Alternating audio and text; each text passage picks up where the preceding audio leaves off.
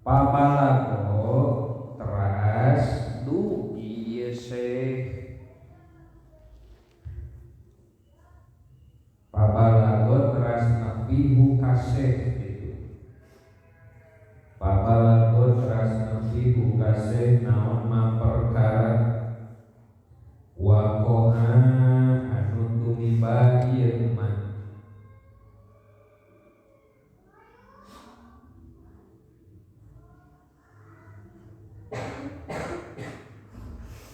di Baghdad di negara Baghdad di kota Baghdad min kitalil kufari nyatana maehan jalma kafir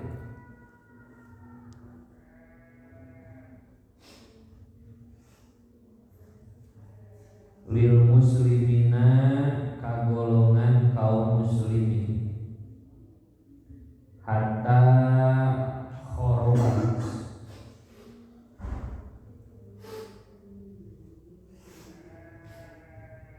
qad khorobat nyata geus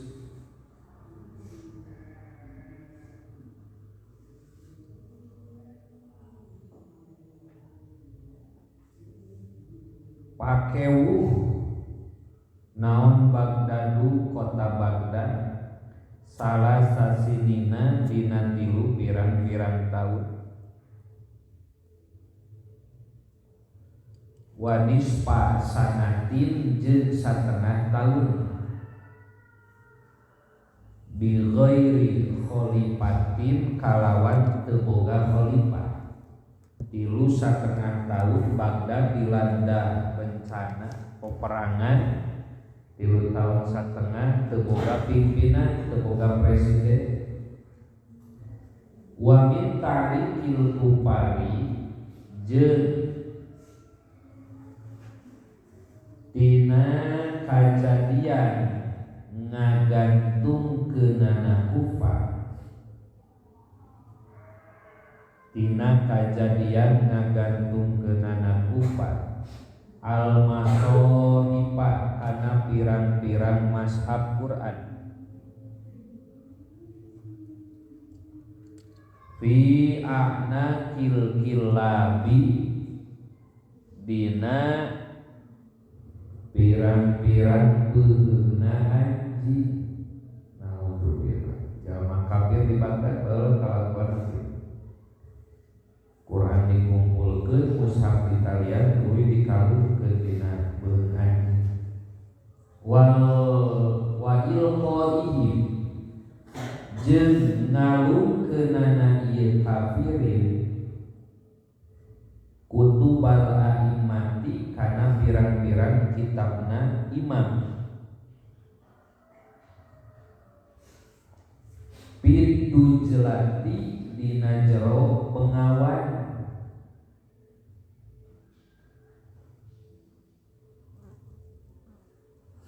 hatta sorot sehingga jadi ieu jelat kal jasri eta saperti jembatan saking kula kitab para ulama dirampok kabeh dipikeun ka pengawan nepi ka teu katampo caina saking kupinu ku kitabna para imam geus jiga jembatan kitab itu kal jasri saperti jembatan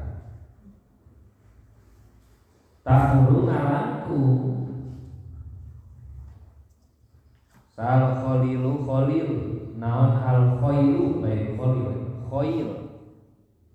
khail mah kuda tamulu ngaliwat naon al khailu kuda alaiha luhureun dujlah paan sarot tuluy inkar ieu Syekh zalika kana eta kajadian wa qala sareng sasauran ieu Syekh Abi Budin ya Rabbi ngadoa munajat ka Allah duh pangeran aku kaifa ada kaifa eta kumaha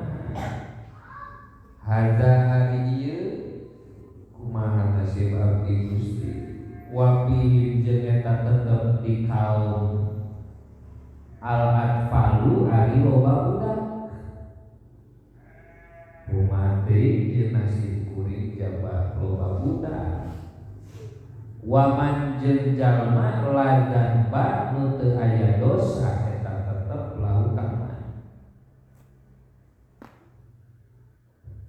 paroa mangka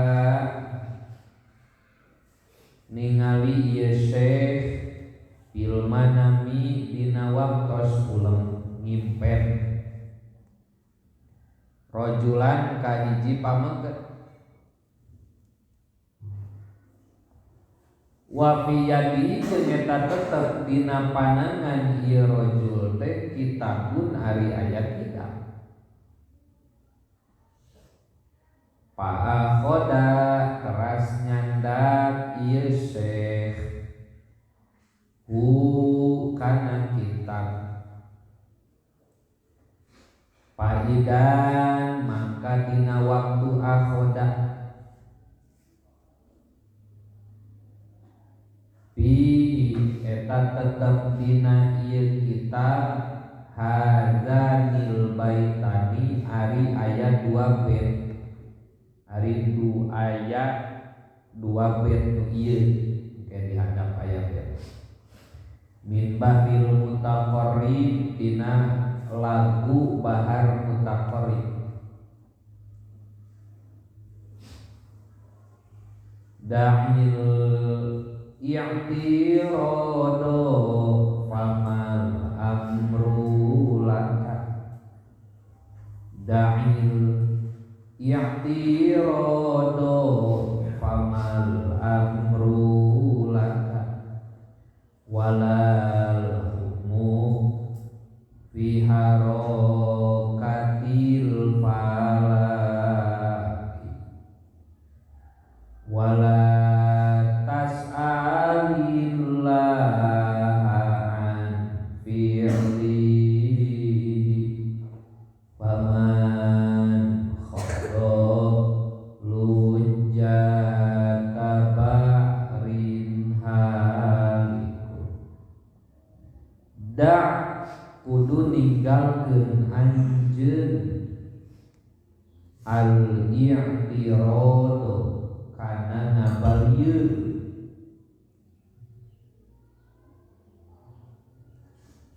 pamal amru mangka henteu ari urusan laka eta tetep pikeun anjeun walal hukmu jeung teu ari hukum fi harokatil falaki eta dina pirang-pirang usikna anu rusak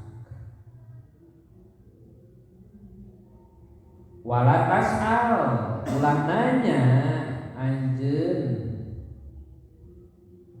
Allah ka Allah an fi'lihi tina padamalan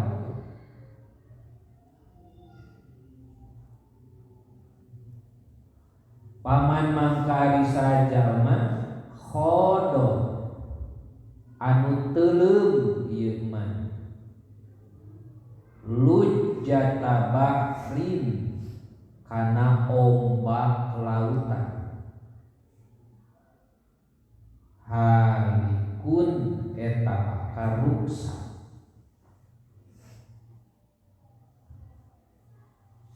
wasubatu saminatu sareng ari cabang iman anu kadalapan maya dina bait wal ba'si kene al imanu eta iman bi annal khalaiqo kana sanyana pirang-pirang makhluk yusakuna eta bakal dikirimkeun kabeh jami'an kalawan sadayana ba'dal ba'si dina sabada budang ti kubur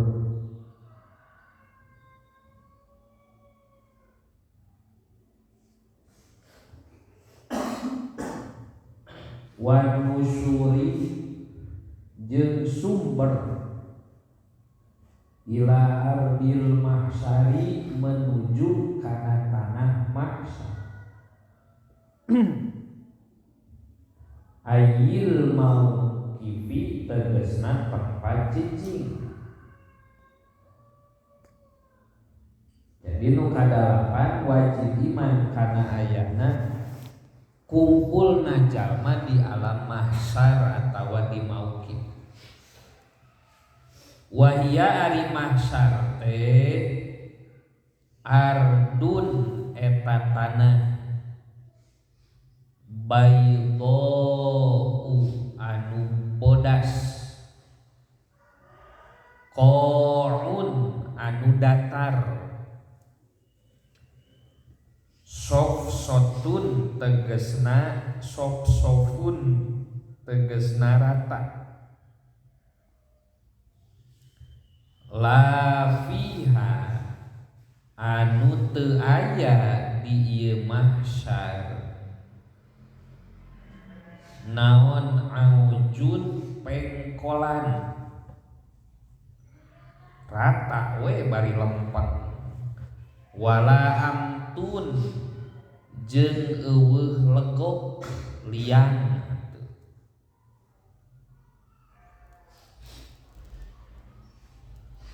wala alaiha jeung teu aya luhureun ieu ardun naon robwatun menjekul eueuh polisi tidur mun di urang ya tapi anu nyara rumput saha al insanu manusa waro'aha ditukangeun robwah wala wahdatun jeung teu aya jurang yan khobidu anu bisa turun ieu insan anil ayuni tina paningali piha dina ardun bal huwa balita ari mauqif soidun eta anu nanjak wahidun anu sahiji basitun tur anu ngampar la tufawitun teu aya undak usuk bihi di ieu mauqif yusakuna anu digiringkeun ieu makhluk ilaihi kana mauqif zumaron bari iring-iringan wa marotibun nasi jeung ari pirang-pirang martabat manusia fil hasyri di alam mahsyar mutafawitatun eta anu beda-beda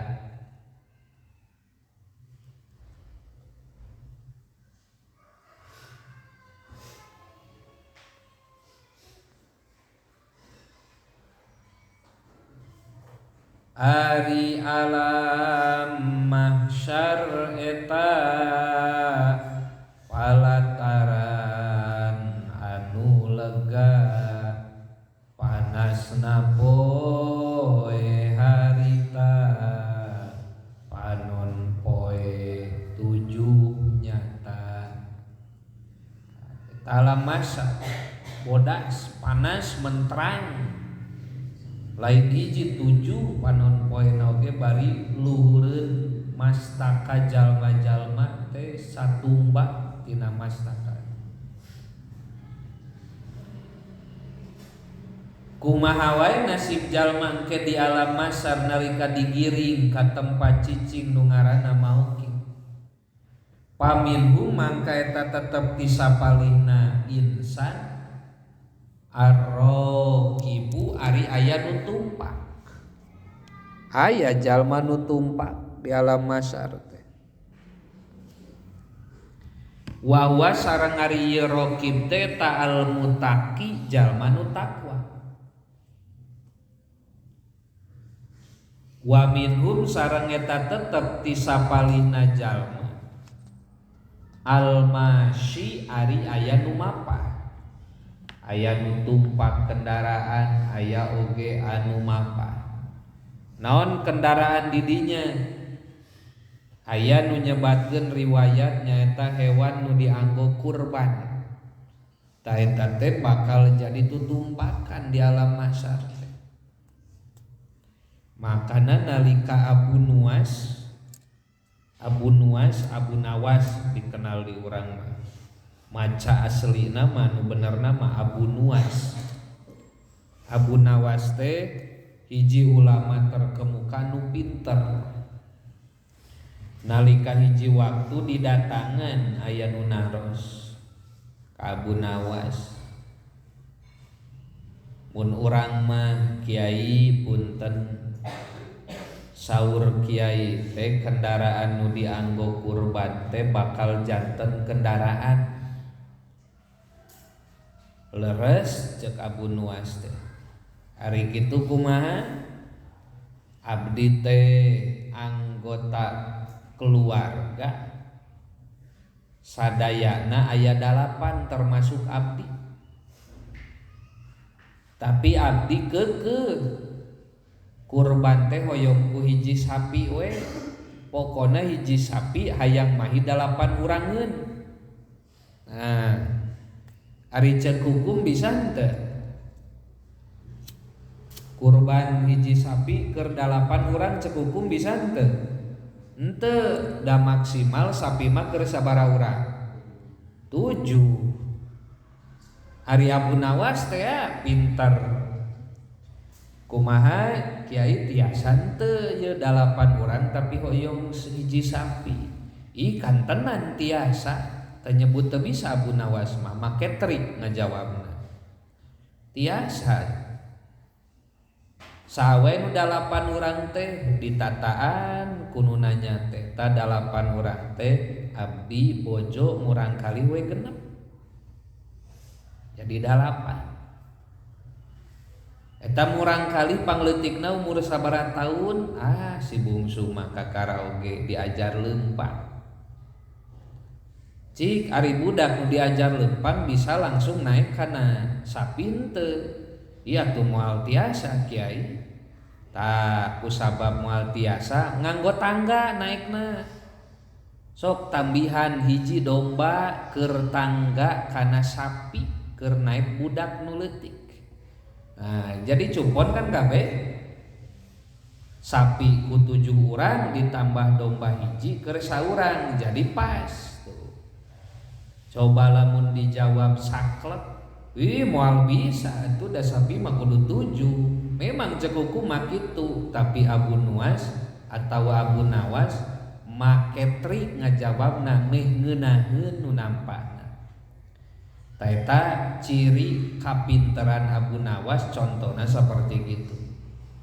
Tangke di alam mahsyar teh bakal jadi tutunggangan urang eta teh kitu. Aya deui nu marapah ala rijlaihi netepan kana 2 sampeanana. Sahaya ari tadi mah aya nu tumpak, aya nama aya nu laleumpang. Wa huwa ari al-masyi jalma nu leumpang eta qalilul amali nu saeutik amalna.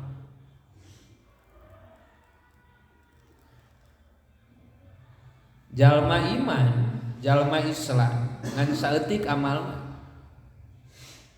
Wa minhum sareng eta tetep tisapalihna insan al-masyi ari aya anu leumpang. Ari tadi mah leumpangna teh ku suku ayeuna mah ala wajihi netepan ku beungeutna. Naudzubillah. Mun cek si Ariel mah di atas normal. Kepala di kaki, kaki di kepala. Aya lagu Noah geuning di atas normal. Gitu kapan? Hulu dina suku, suku dina hulu. Lempang ku beungeutna ieu mah tibalik jungkir. Saha eta wa huwa sareng ari ieu mah si ala wajhi al kafir eta jalma kafir. Sumayu sorofu tuluy dipengkolkeun saha annasu jalma-jalma minal mauqifi ti tempat cicing ilal jannati menuju surga awin nari atawa neraka.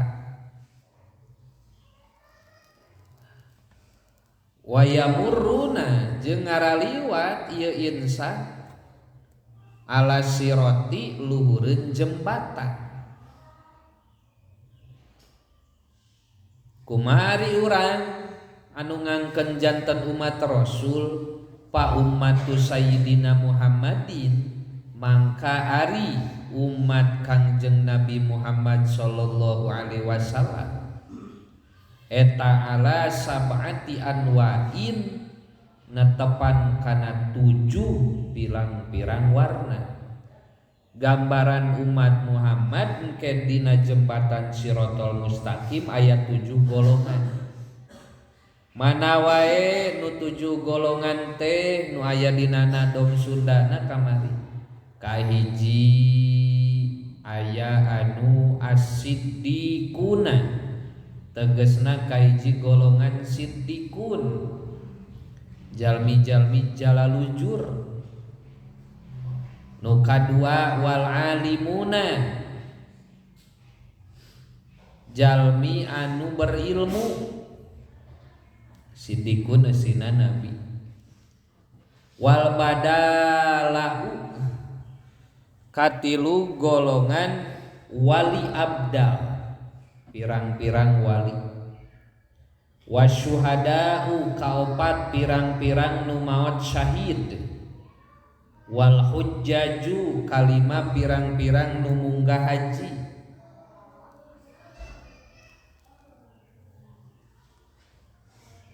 Wal muti'una kagenep golongan anu taat. Terakhir wal asuna katujuh golongan nu maksiat.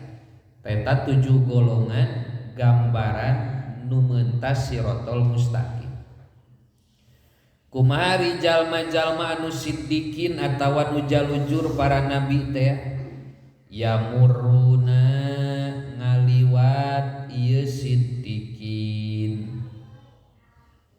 Pasiddiquna mangka ari siddiqun yamuruna eta ngalangkung ieu siddiqun ala siroti luhureun jembatan kalbar kil khotipi saperti kilat anu nyamber.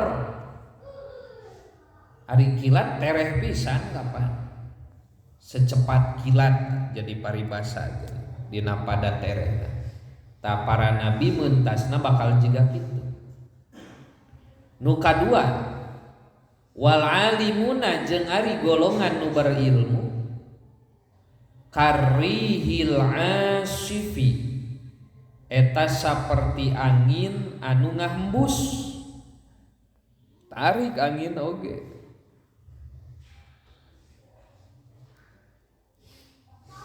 Tangkal oge bisa kacabut saking ku gede angin. Puting beliung kapan angin eta? Tarik berarti. Wal badalau katilu jeung ari golongan para wali katoiri eta saperti manuk. Tereh manuk hiberna pisaatin yasirotin dina waktu nu sakedeuk.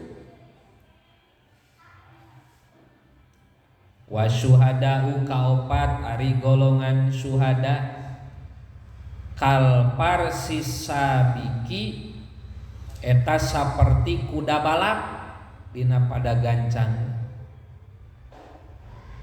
Yamurruna ngalangkung ieu syuhada pinis pinaharin dina satengah poe. Nomor salajengna wal hujjaju jeung ari golongan nu munggah haji. Yamurruna eta ngalangkung ieu hujjaj fi yaumin kamilin dina sadinten anu sampurna. Tadi masa tengah poe syuhada mah ari nu munggah haji mah sapoe jeput.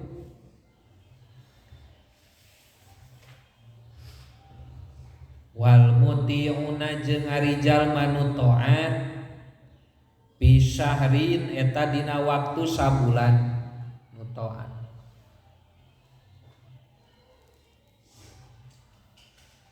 Wal asuna jeung ari golongan anu maksiat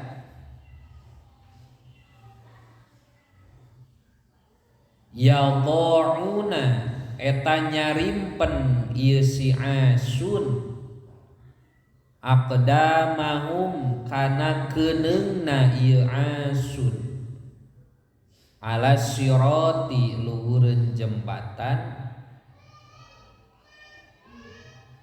wa auzarohum jeung ari pirang-pirang dosa na ieu si asun eta ala duhurihim luhureun tonggongna ieu asun. Berarti aya nu ngesot, aya nu ngorondang saking kuberat ku dosa. Balik deui eta mah kana dosa masing-masing. Berat jeung teuna kumaha loba jeung teuna dosa. Paya abaruna teras ngaraliwat ieu asun pataksidu mangka ngamaksud naon naru jahannama seuneu jahannam ihroqohum kana ngadurukna ieu si asun jaba berat jaba diheam ku seuneu neraka. Paturo tuluy ditinggal ieu sinar teh ieu seuneu teh nurul imani kana cahaya iman fi qulubihim nu aya dina hatena asun. Patakulu tuluy ngomong ieu naru jahannam. Memang tukang maksiat kan aya cahaya iman dina hatena teh ceuk seuneu neraka. Ya mukmin wahai jalma mukmin fa inna nuraka mangka sanyana ari cahaya iman anjeun atfa eta mareuman ieu nur atfa eta mareuman ieu nur lahia lajia eta teh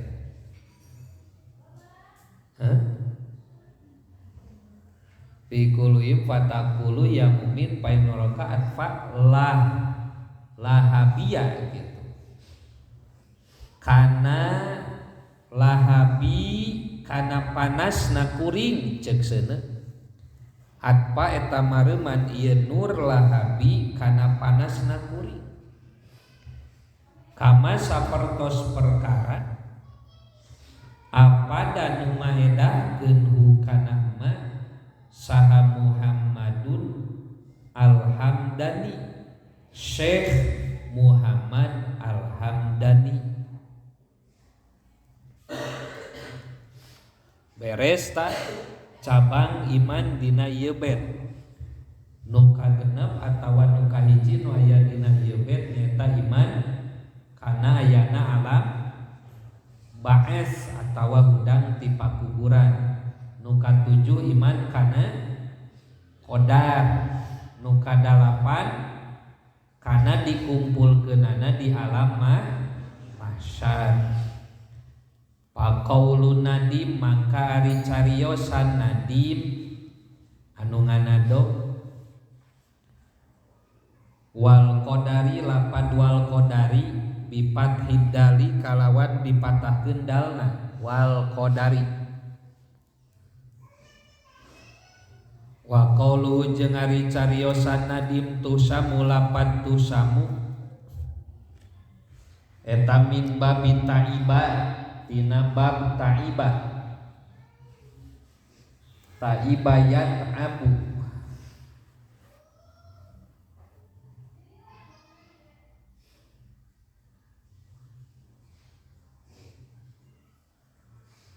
ae tah jaluk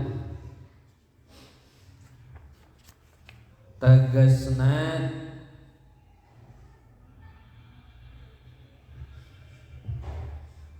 wirang atawa era ieu makhluk watastahi jeung ngaraos isin ieu khalaik minal iftidohi tina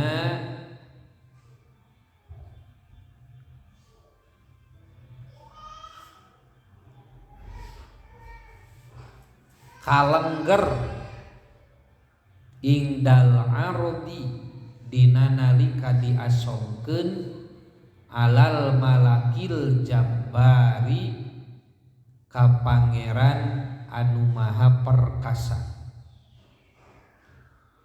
Wa mana qaulihi jeung ari makna cariosan nadim bihil khalaiku tahsumu dina lapat bihil khalaiku tahsamu ai kullu wahidin tegesna ari saban-saban sahiji yastaghilu eta narima katungkul ieu ahad bihalihi kutingkahna ieu ahad fil mahsyari di alam mahsyar wa yastabiku jeung bakal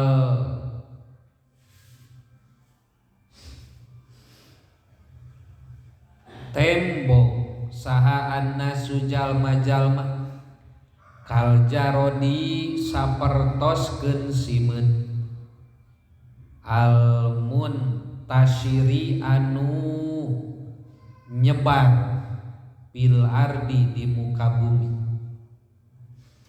wayab suru jeung bakal ningali saha al ahmau pirang-pirang baraya ba'duhum tegesna sawarehna ahmad ba'don kasawarehna deui bakal silih tingali urang ka urang deui ka batur urang wa yata'arabuna jeung silih kenal ieu ahmad layatakallamuna jeung teu ngaromong ieu ahmad wahum jeung ari itu nas hupatun eta anu ngabalieur urratun tur anu sitaranjang masyatun anu raleumpah di poal era sok sanajan sitaranjang bari silih tingali nu aya bakal pakewu ku nasibna sorangan moal mikirkeun ka era pedah teu dibaju. Wa qala sareng ngadawuh saha Rasulullah sallallahu alaihi wasallam ceuk Rasul yub'asu dihudangkeun saha annasu jalma-jalma hupatan bari anu nyaleker urrotan tur sitaranjang gurlan bari anu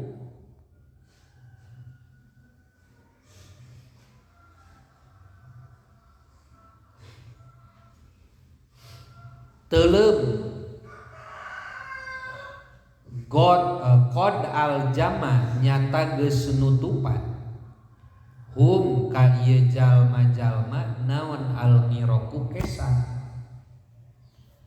wa balago sareng nepi ieu iraq suhu mal adani kana pepentil cepil pepentil dua cepil lamun awewe tau ge lalaki mah pepentol berarti pamana hupatin mangka ari makna hufah ai goiru labisina tegesna teu marake ieu nas anni ala kana sendal jadi hufah teh artina nyeker bahasa urang gitu teu make sendal wa mana guratin jeung ari mana lapan guro ae goiru masturina tegesna anu teu ditutupan wa mana gurlan jeung ari makna lapan gurlan ae goiru maftunina tegesna anu teu disunatan aya kokocopan ken aya kuplukan kene kanjutna teh